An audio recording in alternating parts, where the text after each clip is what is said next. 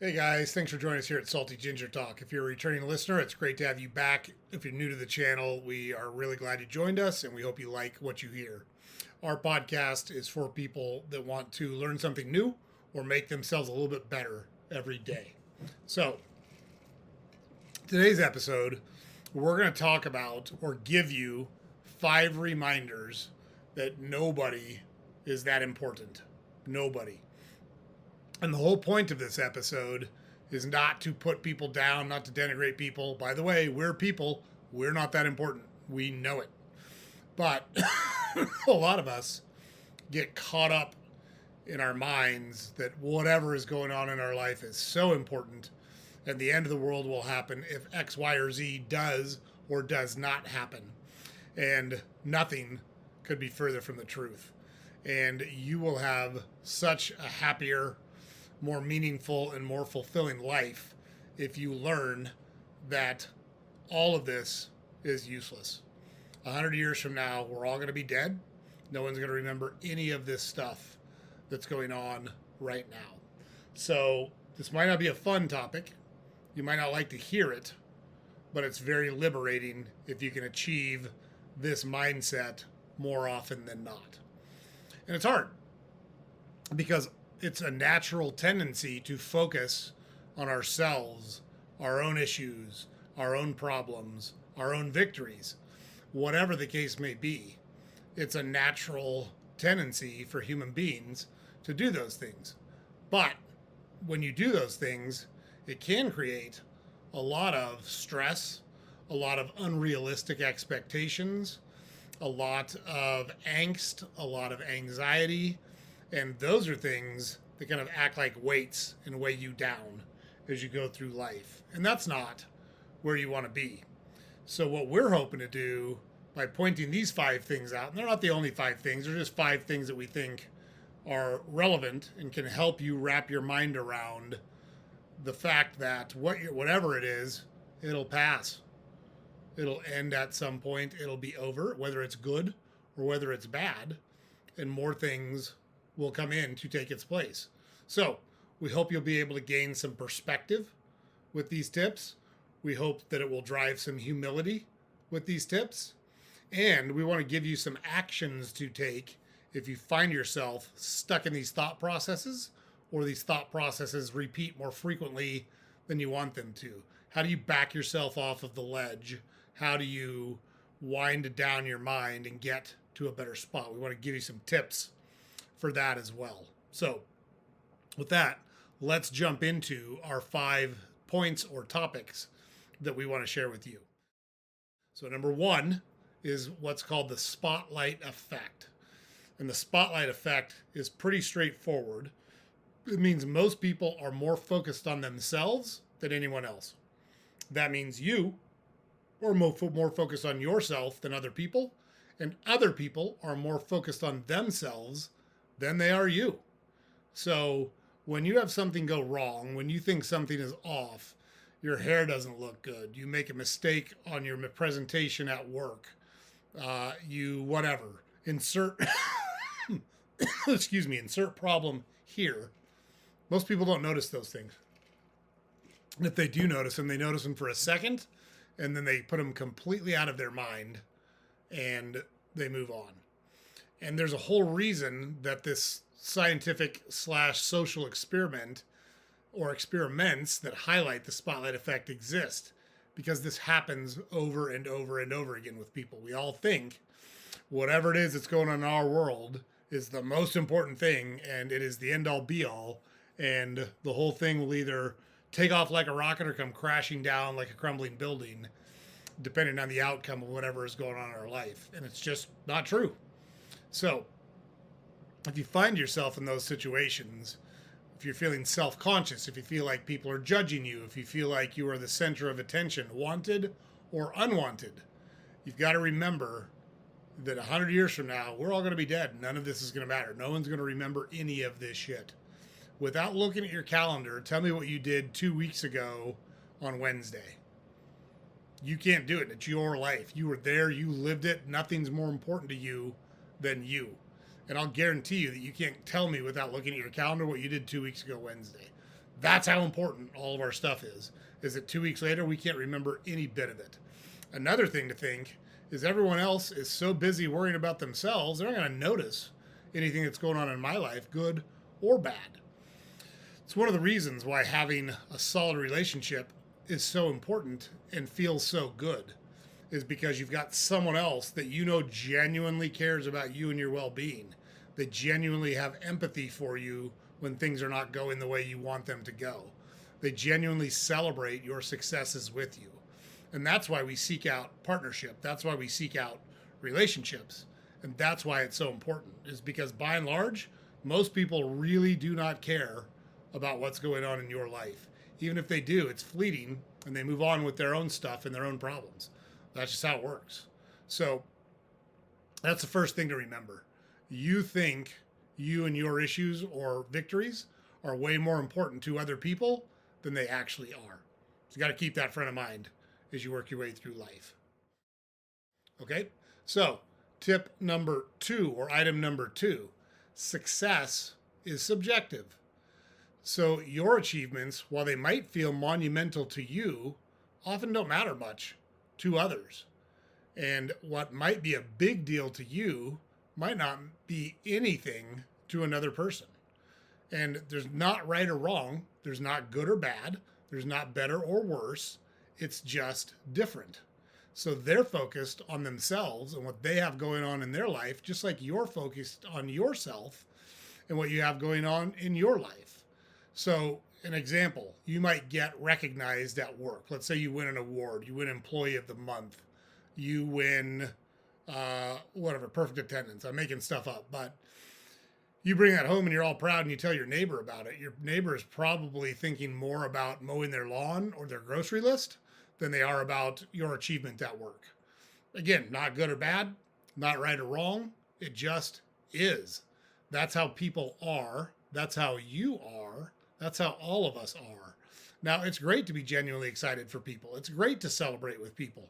But even when you do those things, that only lasts for a moment or two, maybe a night. Maybe you go out and do a celebration dinner. Great. Then the next day, life goes on. That's just how things work. So the best way to combat that, or the best way to keep it in perspective so that you have a sense of how things really are, is to celebrate your successes privately or with close friends or loved ones that you know have a vested interest in your success and your achievements. And recognize that the rest of the world's going to keep going on. Like right now, the big news story are these terrible fires in Los Angeles. So you may have something that's really meaningful in your world, but if your house just burned down in LA, nobody gives a shit about anything else other than their survival, and all their stuff is gone and they've got to rebuild their life. And it's important to remember that you don't know what other people are going through. So the fact that people aren't focused on you and your problems or your successes isn't a bad thing. It's just normal. It's just natural. And you need to adjust your mindset and your mind frame to remember those types of things and keep them in perspective. Things are never as good as they seem like they are in any particular moment, and they're never as bad as they seem like they are in any particular moment. Hard to keep perspective because emotions get involved, and by nature, we want to focus on the things in our life. What we have to learn to do is back ourselves off and say, hey, in the grand scheme of things, this is not as important as I'm making it out to be in my mind. I think that's the best approach when you find yourself in those situations.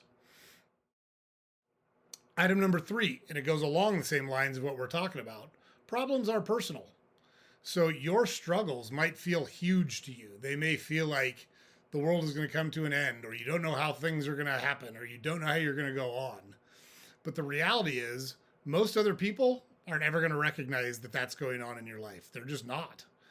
And so when you share those things with people and you're expecting a bigger, more profound, a different response than you get, don't hold that against people. Understand that you're the one that's blown that out of proportion in your mind, and use it as a reality check to go, hey, this isn't as big of a deal as I'm making it out to be. And get some perspective on the good and the bad in your life. The tip here is to be selective about who you share your challenges with, your successes with, whatever it is, there's not a lot of people that care about it nearly as much as you do. That's a small circle of people in your life, and you're better off going to them with your problems, especially when they do feel heavy, especially when they do feel big, especially when you do feel overwhelmed, because it can have a negative effect when you go to share it with people and they just kind of move on with their life. And again, that's not a knock on them. They're not looking down on you or denigrating you. They're literally not thinking about you. But you've got a group of people in your life that are, and it's best to work through those things with them rather than broadcasting them to the world or posting them on Facebook or putting a video up on Instagram and talking about your problems. Keep that in a tight circle and keep perspective on it. Things are never as bad as they seem in the moment when you're dealing with them. So we got to learn to keep that in mind. Number 4, people are preoccupied. Like we talked about earlier, if you're one of the folks, the unfortunate folks that lost a home or a loved one, even worse, losing someone you care about, because there's been over 20 people that have died in these fires. And so they've got their own lives. They've got their own responsibilities. They've got their own mental strain that they're dealing with. And it's unfair to expect them to take on the same burdens that you have in your own life. So if you send a big long text or an email or call someone and kind of throw up your problems in their world, and they give you a brief, kind of distant, unattached response, don't hold it against them. You have no idea what's going on in their life. One of our favorite movies is It's a Wonderful Life, the Jimmy Stewart Christmas movie, where George Bailey gets shown what would have happened had he never been born and all of the lives that he affected, because it seems like things are hopeless in the moment when he prays to God and the guardian angel gets sent down. And in that, Mr. Gower, who's the pharmacist, gets a telegram that his son has died. And his son was important to him, obviously. And so Mr. Gower is upset, and he's drunk because he went into a bottle to try to drown his sorrows. And he mixes up the medicine that he's supposed to put into a little kid's prescription. And George Bailey, who's a young boy who's working in the pharmacy as a delivery boy, notices this, and instead of making the delivery, comes back to Mr. Gower, and Mr. Gower's drunk, he's upset, and he's really bad to George. But George stands up for it and says, George stands up for the situation and says, you don't know what you're doing. You're just upset because you got the telegram about your son. And he saves a kid's life because he stood up for what was right. But you don't know who the Mr. Gower in your world is. You don't know who just got really bad news. You don't know who's dealing with something really heavy to them personally, and their reaction to you likely has nothing to do with how they think or feel about you. It much more likely has something to do with what they're dealing with in their own life. And it's not fair to expect people to carry the same burdens that you carry or feel the same way that you feel simply because you have big, what feel like to you, big, heavy things in your life. And remember, it's up to you to change that perspective in your life. This isn't as big of a deal as I'm making it out to be. I'm going to find a way to get through it. Things will be all right. I've had previous problems in my past that no longer exist in my life. There's ways to cope with these things mentally, and that's what you should do. And by reminding yourself that none of this and yourself are not that important is a great way to help reframe that in your head. And then number 5, legacy is limited. Let's say you do something that is a really big deal to you or is a really big deal in the real world, or you do something that's bad to you or is really bad in the real world. Even the most famous, even the people that reach the highest pinnacles of our government, of our society, of our world, are forgotten with time. Most people's impact fades very, very quickly. So, as an example, I want to read a list of names to you, and I want you to tell me what all of these people have in common.